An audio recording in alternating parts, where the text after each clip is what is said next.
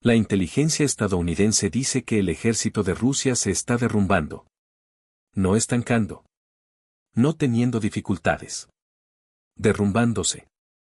Tras meses de asaltos agotadores, bajas por las nubes y cielos llenos de drones, las fuerzas de Putin están desangrándose en personal, blindados y movimientan más rápido de lo que pueden reemplazarlos.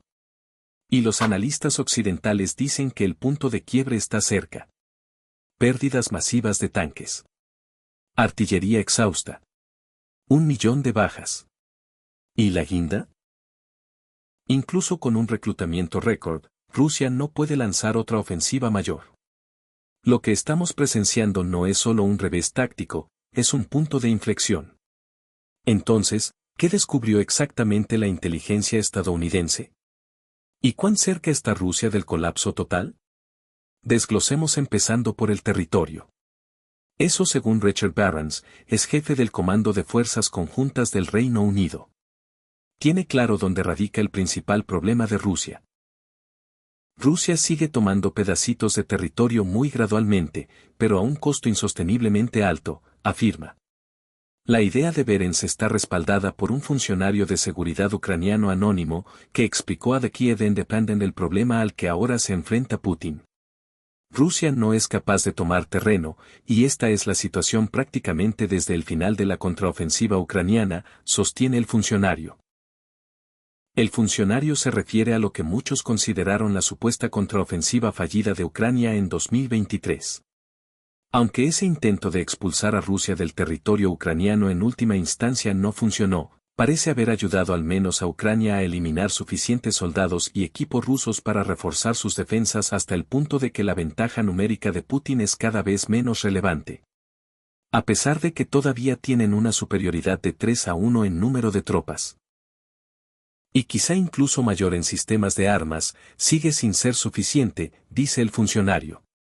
Y los números parecen respaldarlo. Según el Ministerio de Defensa del Reino Unido, Rusia logró capturar alrededor de 130 millas cuadradas de Ucrania en abril. Eso llega después de varios meses en los que Rusia vio caer marcadamente su ritmo de capturas, culminando en marzo de 2025, cuando las fuerzas de Putin capturaron solo 55 millas cuadradas, dice el ministerio. Así que vimos una ligera mejora en abril, con Rusia logrando tomar unas 2.3 millas cuadradas de Ucrania por día. Gran parte de ese territorio se tomó en torno a Pokrovsk, donde el ejército ruso ha iniciado un nuevo empuje en el esfuerzo de Putin por tomar la región del Donbass. Sin embargo, eso por sí solo revela cómo están fallando las ambiciones territoriales de Putin. El líder ruso ha intentado tomar Pokrovsk al menos desde 2024. Principalmente porque es el principal centro logístico de Ucrania en la región y en parte porque tomar Pokrovsk acerca a las fuerzas rusas a la frontera administrativa de Donetsk. Sin embargo, cada esfuerzo que hace Rusia fracasa. Y el país pierde enormes cantidades de tropas en el proceso. Aún no tenemos cifras completas de bajas rusas de abril.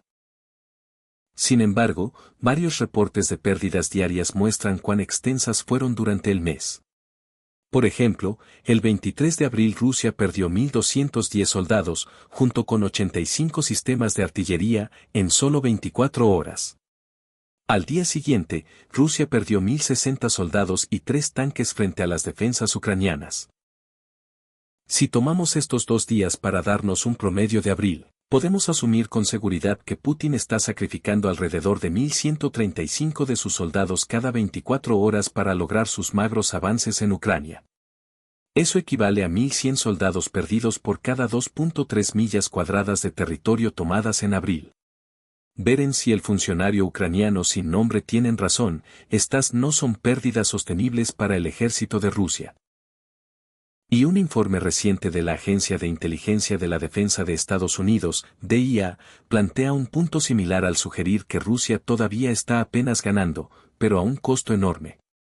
Presentado al Congreso por el teniente general Jeffrey A. Kruse, según The Washington Post, el reporte afirma que la guerra de Ucrania probablemente seguirá inclinándose lentamente a favor de Rusia durante 2025 a falta de un acuerdo negociado o de una asistencia occidental más robusta.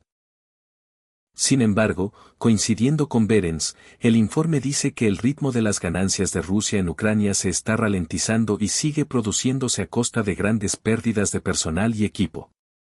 La evaluación de la DIA profundiza más.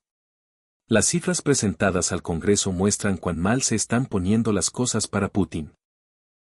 Según el informe, Rusia ha perdido al menos 10.000 vehículos de combate terrestres, incluidos más de 3.000 tanques, así como casi 250 aeronaves y helicópteros y más de 10 buques. Esas cifras pueden incluso ser conservadoras. El Ministerio de Finanzas de Ucrania dice que son más altas en todos los rubros. Ucrania afirma que Rusia ha perdido en realidad 10.854 tanques, 22.622 vehículos de combate blindados, 372 aeronaves, 336 helicópteros, 28 barcos y un submarino. De cualquier manera que lo veas, estas pérdidas son malas. Muy malas. The Washington Post dice que tanto funcionarios occidentales actuales como exfuncionarios también han subrayado cuánto se ha convertido la guerra de Putin en una picadora de carne. Durante los últimos 12 meses, Rusia ha logrado tomar solo el 0.6% del territorio de Ucrania al costo de 1.500 soldados muertos o heridos por día, afirman los funcionarios. En algunos círculos, se cree que las pérdidas de Rusia ascienden ya a 1 millón de soldados, con el Ministerio de Finanzas de Ucrania diciendo que el número está actualmente en 980.850. Según The Washington Post, la situación se ha vuelto tan mala para Putin que ha tenido que cambiar su enfoque de la invasión. Dice que ninguna de las partes ha logrado avances significativos en tierra, lo que significa que la guerra ha cambiado hasta el punto de que tanto Rusia como Ucrania dependen de misiles de largo alcance y ataques con drones para causar daños. Eso no sorprende a Ucrania.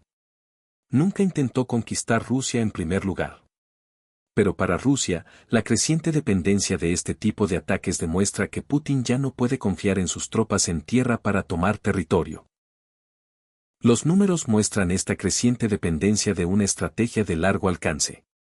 El 23 de mayo, Rusia bombardeó a Ucrania con 298 drones de ataque y 69 misiles balísticos, según el presidente ucraniano Volodymyr Zelensky. Ucrania respondió enviando oleadas de sus propios drones a Rusia el fin de semana siguiente, lo que llevó a funcionarios rusos a afirmar que las defensas aéreas de su país derribaron alrededor de 700 drones durante un periodo de 72 horas, unos 100 de los cuales se acercaban a Moscú.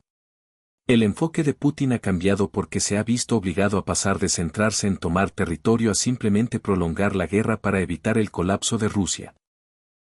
Con cada uno de esos golpes, el mundo ve más claramente que es Moscú quien está prolongando la guerra, afirmó Zelensky tras el ataque del 23 de mayo. Ahora está claro que debe ejercerse mucha más presión sobre Rusia para que comience cualquier diplomacia real, agregó. Solo más sanciones dirigidas a sectores clave de la economía rusa obligarán a Moscú a detener los ataques. Llegaremos a la idea de más sanciones y la respuesta occidental a los intentos vacilantes de Rusia por tomar Ucrania más adelante. Claro, The Washington Post hace un punto clave: los drones y los ataques de largo alcance no conquistan territorio y no ganarán la guerra para ninguna de las partes, dicen al medio varios funcionarios y expertos. Ahí está el problema de Putin. Los drones se han convertido en el principal asesino en la guerra de Ucrania, representando el 80% de las bajas en el campo de batalla en ambos bandos, según funcionarios occidentales. Sin embargo, los drones no son capaces de tomar territorio, que es lo que Putin necesita en última instancia para ganar la guerra que inició. Pueden matar. Pueden causar daños. Pero no pueden ocupar. Los drones necesitan ser seguidos por soldados en tierra y, como han señalado múltiples expertos, Putin no puede hacerlo debido a una combinación de las defensas de Ucrania y el debilitamiento del ejército ruso. ¿Por qué? Jack Wattling, investigador senior del Royal United Services Institute, RUSI, cree tener la respuesta. En nombre de la organización con sede en Londres, Wattling señala que Rusia ha logrado atraer un número récord de reclutas a su ejército en 2025. Eso sugeriría que las fuerzas de Putin sobre el terreno solo van a fortalecerse. No es así. Batling apunta que esos reclutas han sido atraídos al ejército ruso mediante la promesa de grandes pagos en efectivo y la seguridad por parte de Rusia de que la guerra terminará pronto. El resultado es que el ejército ruso depende cada vez más de caras nuevas mal entrenadas que no son capaces de lograr las ganancias territoriales que Putin necesita. Batling señala que esta puede ser la razón por la cual los avances en tierra de Rusia se han ralentizado hasta casi detenerse. Sin embargo, también añade que las defensas de Ucrania explican parcialmente los fracasos continuos de Rusia. En particular, el investigador del RUSI dice, Ucrania ha creado una zona defensiva de 10 millas absolutamente llena de trincheras y minas. Ucrania ha establecido esta zona alrededor del territorio que Putin quiere capturar. Su estrategia es simple: empujar a las fuerzas rusas a esta zona de muerte para frenarlas. Las minas hacen gran parte del trabajo al destruir las fuerzas mecanizadas de Rusia, con Ucrania respaldando esas defensas con drones de corto alcance que diezman a cualquier fuerza rusa que se acerque siquiera a la línea del frente ucraniana. Como resultado, Putin se ve obligado a depender de sus enfoques de largo alcance.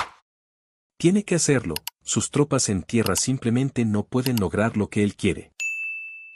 The Washington Post también cita a un funcionario ucraniano diciendo que la incursión de Ucrania en Kursk en 2024 probablemente ha influido en los intentos fallidos de Rusia por tomar territorio.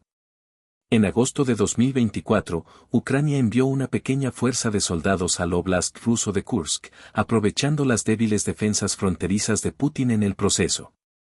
Ucrania logró capturar alrededor de 1.250 millas cuadradas de territorio ruso, incluidas 92 localidades, en solo un par de semanas. Lo que siguió fue un intento de meses por parte de Rusia para expulsar a Ucrania de Kursk. Rusia tuvo éxito, pero a un costo enorme. Para cuando Rusia afirmaba haber expulsado a Ucrania de Kursk, había perdido la asombrosa cifra de 62.000 soldados, según Reuters. Las pérdidas de Ucrania no fueron menos sustanciales, al menos si se crea el Ministerio de Defensa ruso. Afirma que Ucrania perdió 76.000 soldados y 412 tanques en la batalla por Kursk, aunque es probable que esas cifras se inflaran para hacer parecer peor la tasa de bajas ucranianas que la rusa. El funcionario de seguridad ucraniano dice que todo esto era parte del plan. La invasión de Kursk obligó a Putin a desviar recursos para retomar una franja del propio territorio ruso, afirma el funcionario. Eso alivió la presión en el Donbass, dando a Ucrania tiempo para instalar las defensas que ahora obligan a Putin a sacrificar a más de 1.000 de sus soldados a diario por avances diminutos. Rusia no puede mantener esto. Incluso con un gran número de reclutas ingresando a su ejército en 2025, Putin se ha encontrado en una posición de estancamiento. Y tiene sentido. Los nuevos reclutas no tienen experiencia de combate antes de ser enviados al frente.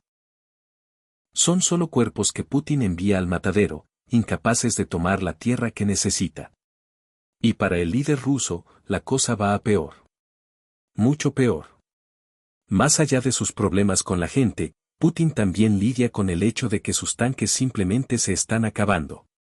Jack Batling, del RUSI, lo señala, los rusos pueden continuar luchando pero, la fuerza se volverá cada vez más desmecanizada con el tiempo. Y eso pone un límite temporal a cuánto pueden sostener la forma actual en que operan. Batling no se equivoca.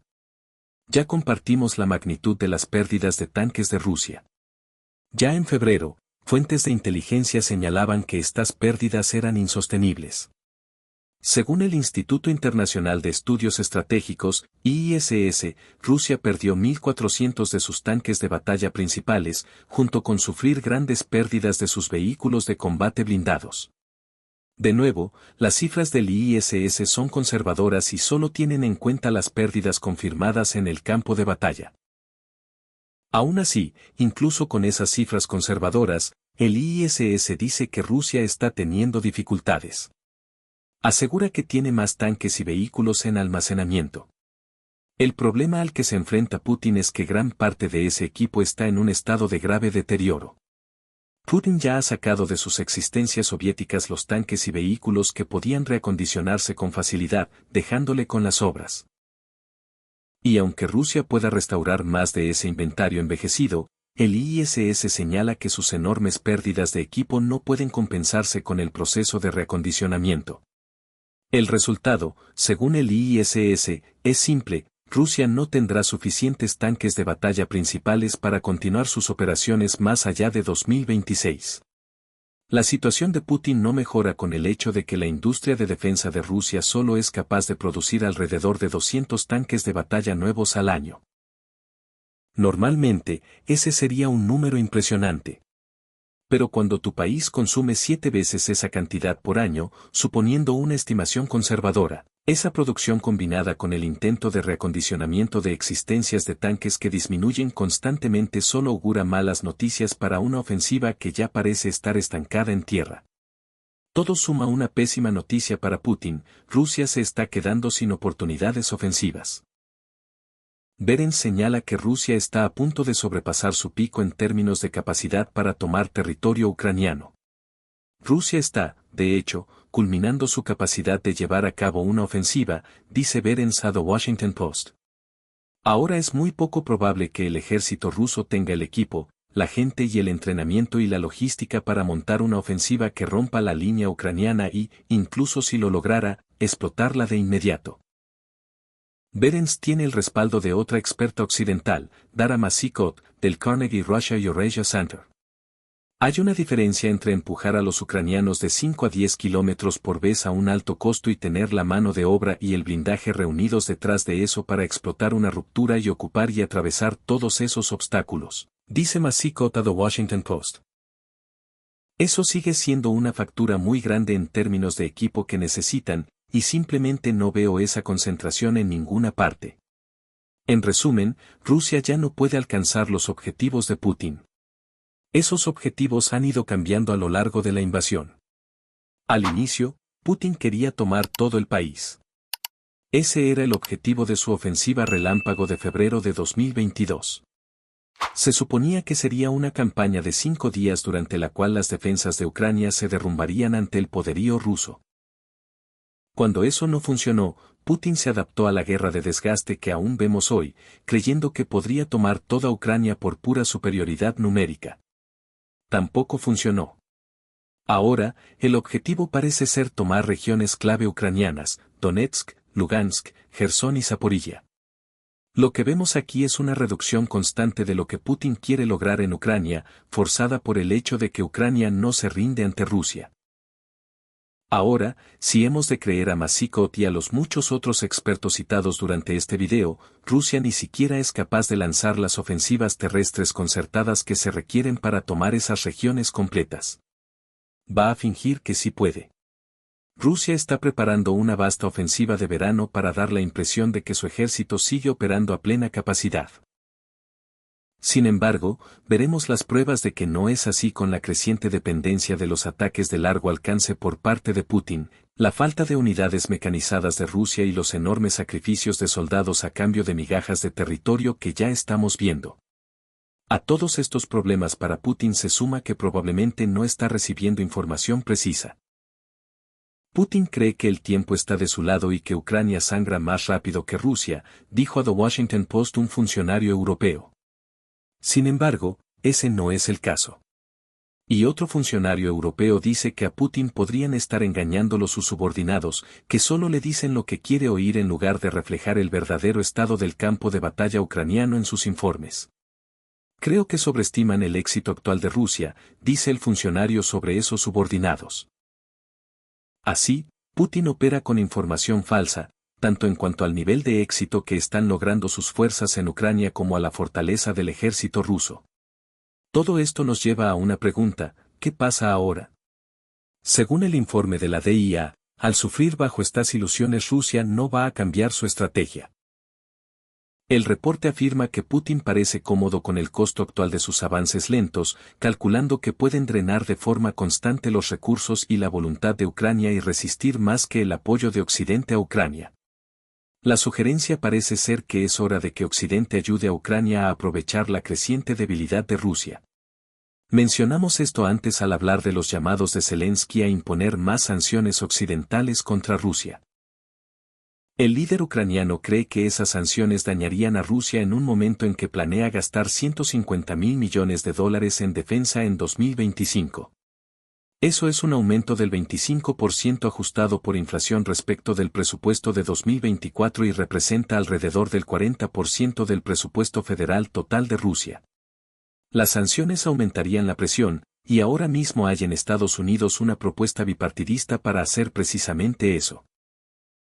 El 21 de mayo, el senador republicano Lindsey Graham y el demócrata Richard Blumenthal presentaron una legislación con el apoyo de otros 81 senadores que cuestiona abiertamente el valor de las conversaciones de alto el fuego en un momento en que Rusia está debilitada y demuestra que no va a dejar de luchar. Esa legislación pide la implementación de sanciones secundarias a cualquier país que haga negocios con Rusia en los sectores clave de petróleo, gas, uranio y productos similares. En concreto, pide que Estados Unidos imponga un arancel del 500% a cualquier nación que compre esos productos a Rusia, con el objetivo de alejar a esas naciones de las garras de Putin. Menos compras de suministros rusos significa menos dinero fluyendo a las arcas de Putin, una situación que el líder ruso no necesita cuando ya está drenando las reservas financieras de Rusia para financiar su guerra. El problema es que Estados Unidos puede no seguir adelante con esas sanciones. El 16 de mayo, el presidente estadounidense Donald Trump sugirió que existe la posibilidad de que Estados Unidos se retire por completo de las negociaciones de alto el fuego, tras largas llamadas telefónicas con Putin y Zelensky. Trump afirmó que tenía una línea roja en su cabeza que lo llevaría a retirarse. Tengo una línea determinada, afirmó. Pero no quiero decir cuál es porque hace que la negociación sea aún más difícil. Aún está por verse si cruzar esa línea significaría simplemente el fin de las conversaciones de alto el fuego o la retirada del apoyo estadounidense a Ucrania. Zelensky espera que sea lo primero, ya que todo apunta a que Ucrania puede ganar contra un ejército ruso en ruinas, dado el sinfín de problemas que señalan Estados Unidos y otros expertos occidentales. Y puede que Zelensky tenga suerte. Si hace 10 días Trump parecía suavizarse con Putin, ahora está menos que contento con el líder ruso. Hablando después del ataque aéreo ruso del 25 de mayo que involucró 367 misiles y drones y mató a 12 personas, Trump dijo, ¿qué demonios le pasó? Está matando a mucha gente. Trump también calificó a Putin de absolutamente loco por los ataques, mientras advertía al líder ruso que sus intentos continuos de conquistar Ucrania conducirán a la caída de Rusia. Trump parece estar al borde de endurecer su postura hacia Putin, especialmente si el líder ruso se adentra más en su ofensiva de verano. Eso es un problema para Putin. Confiaba en lo que veía como su capacidad para manejar a Estados Unidos y así prolongar la guerra de Ucrania. Si alguna vez tuvo esa capacidad, se le está escurriendo entre los dedos, especialmente ahora que Estados Unidos es consciente de cuán débil es el ejército ruso. ¿Pero qué piensa sobre el desmoronamiento del ejército de Rusia y el cambio que está generando en la guerra de Ucrania? Estamos viendo el comienzo de un punto de inflexión en el que las ofensivas terrestres de Rusia pasan de ser apenas efectivas a prácticamente inexistentes en términos de territorio ganado.